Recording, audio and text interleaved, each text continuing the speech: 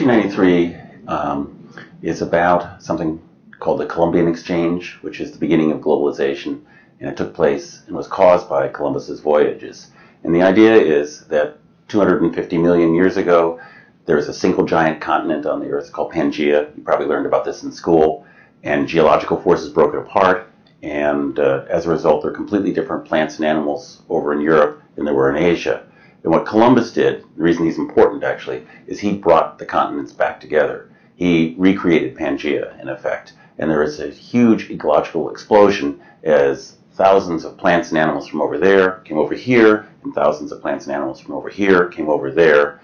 And this convulsion, which was the biggest event in the history of life since the death of the dinosaurs, underlies a lot of the history that we learn in school. So it's a big factor in the Industrial Revolution, it's a big factor in the Agricultural Revolution, it's a big factor in the rise of Europe, and all these things are tied into the Columbian Exchange, which is the phenomenon that the book is really about.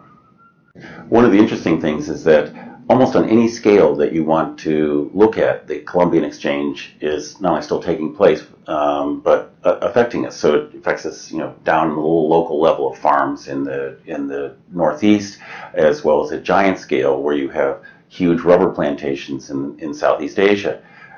Incidentally, those rubber plantations are kind of at risk. Sooner or later, some of the pests from Brazil that eat rubber plants are going to go over there, and they're just going to kind of wipe it out. And when that happens, we're going to run out of tires for a while, and we're going to run out of belts, and the kind of rubber belts that are in cars. We're going to run out of latex gloves in hospitals, and it will just be the first of the kind of, or most recent, not the first, not anything but the first, the most recent of the kind of ecological convulsions that are taking place as a result of poor old Christopher Columbus.